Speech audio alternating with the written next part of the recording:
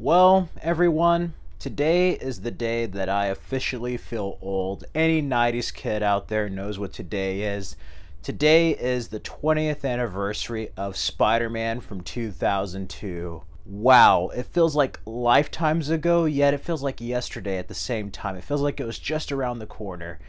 And I have to say, this film was very transformative for me during my youth going into my teenage years. Tobey Maguire is my Spider-Man. Like many of you, we grew up with the 90s Fox animated show Spider-Man, and that was like our Spider-Man besides the comics.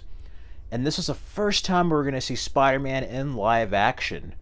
We just had the release of X-Men, and that was quite something, so seeing Spider-Man was like the next level. I have a review on my channel you could check out where I go more in depth. Today I just want to share my memories of this film on its 20th anniversary, and it was quite something when it came out.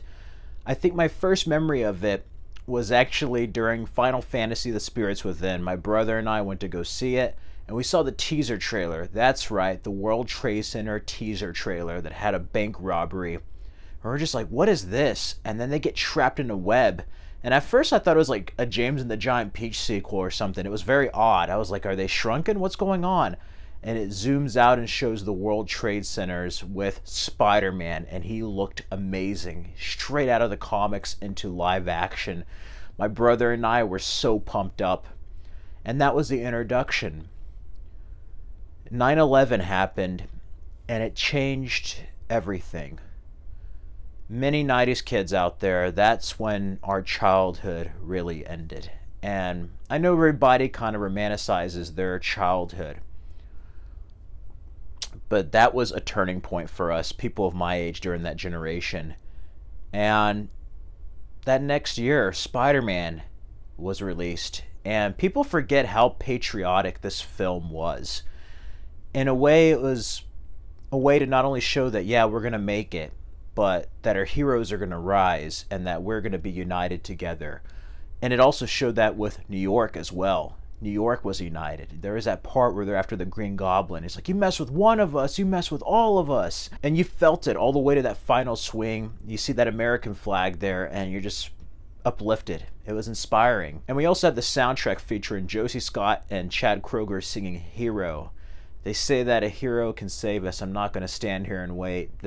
Those lyrics were so uplifting during that time. And I love the soundtrack. You have Aerosmith's rendition, Danny Elfman's amazing score, What We're All About by Sum 41. This movie was something special when it came out. And I actually remember when it came out. It came out on May 3rd, but my family saw it on May 4th. And I had a field trip on May 3rd to SeaWorld in San Antonio, Texas.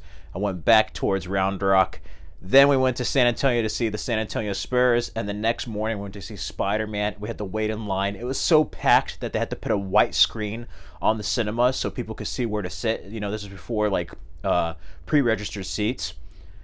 It was something seeing this in the theater, and it wasn't like a Batman scenario where the villain made the movie over the hero. Like, no, Tobey Maguire embodies Spider-Man. Yeah, he may not have been in high school. Yeah, he met Mary Jane instead of Gwen Stacy. Yeah, he had organic web. And speaking of webbings, I love the web cartridge. I actually got that toy with the silly string, used it all in one day, but that was quite the action figure. I read some of the books, got the Green Goblin figure. Like, this movie was my life. I was totally anticipating this film. And it was quite something seeing it. Seeing Tobey Maguire embody Peter Parker / Spider-Man. When he speaks, he just is Peter Parker. But that's not to take away anything from William Dafoe, who killed it as Green Goblin. I love it. It's now meme material with, like, I'm something of a scientist myself, and my favorite line, can Spider-Man come out to play? I love Green Goblin in this. Even though he is like in a Power Ranger Dark Knight outfit, it's different. It was a grounded superhero take, but it was also not shy of its comic book roots. J.K. Simmons is perfectly cast as J. Jonah Jameson. Who could forget James Franco's Harry Osborn, and then Kirsten Dunst as MJ. I love MJ and Peter Parker's relationship in this first one. Uncle Ben, you have Cliff Robinson as Uncle Ben and Rosemary Harris as Aunt May. They're still the best. That whole with great power comes great responsibility moment is strong all the way to his death, the music. And this film has so many action-packed moments, so many iconic moments. And this is the dawn of the modern superhero film. You know, it started with Blade and Men in Black getting adapted. X-Men took it to the next level. But Spider-Man is what really solidified the Marvel Cinematic Universe and superheroes in cinema again. I would say it's wave 2. Batman 89 was wave 1. This is wave 2 that led the way for the Nolan films and the modern MCU, and it's all thanks to the success of X-Men, Blade, and Spider-Man. Spider-Man was quite something, and I'm just get kind of a little emotional thinking about it after all these years. I cannot believe it's 20 years. We had a sequel 2 years later, an awesome sequel, still one of the best comic book movies ever made, and just one of the greatest sequels. Spider-Man 3 left a lot to be desired, and it kind of left me heartbroken as a Spider-Man fan for a while. That then led to a reboot with Amazing Spider-Man. They were going to make a Spider-Man 4, John Malkovich and Anne Hathaway, and that fell through. And it's sad that like behind the scenes problems and stuff with the producers got in the way of a really good film series. We then had another reboot with Tom Holland, but now with Spider-Man No Way Home, I'm glad that Spider-Man 3 was not the last time we got to see Tobey Maguire. Andrew Garfield got redeemed. Tobey Maguire, you got to see Alfred Molina again. William Dafoe turned it up to 11 and gave an even better performance in No Way Home. And that was a true celebration of Spider-Man these past 20 years in cinema. It was made with love. And this film is something to look back on to a simpler time, you know. And even during a dark time, it lifted us out of a dark time. We're still kind of there. There still was a lot of stuff with the war in Iraq and other things in the 2000s during the Bush administration era. But like, for once, it was a film that united everyone. Or at least it felt like that to me when I was a child watching this. You know, I was only 11 when I saw this film. And it forever shaped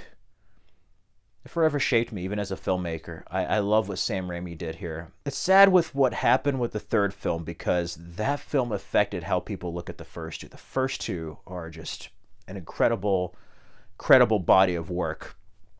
One of the best comic book movies ever. Like, seriously.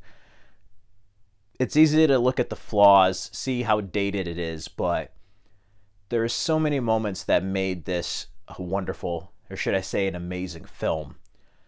And it's nice to look back on it and see how far we've come, but also see how much better things were in many ways as well.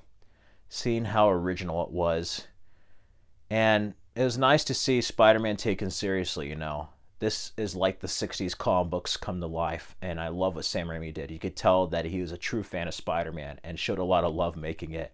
And I think a lot of producers, creators, a lot of studios could learn a thing or two from Spider-Man and make something with love and actually involve people who actually give a care about the characters. And yeah, this is just an amazing film that I cannot wait to revisit again today. Even had a comic book tie-in, loved it, got it from Walmart. They had the Lego sets. Anyway, those are just my brief memories of Spider-Man 2002. Again, if you want to see a more in-depth review, it's up on the channel. But in the meantime, comment down below, when was the first time you saw Spider-Man 2002? Was it in cinemas? Were you born yet? A lot of you probably were not born yet. I know my youngest nephew was like 1 or 2 when it came out. My oldest nephew was like 5, so they were pretty young. So was I, but let me know down in the comments below, when did you first see Spider-Man? What are your favorite moments from the film? I still love that final swing. Still the best final swing out of any Spider-Man film with Danny Elfman's iconic score. Let me know down in the comments below. In the meantime, you can subscribe for more videos and check out these other Spider-Man related videos for more content. Stay safe and healthy, everyone. Till next time.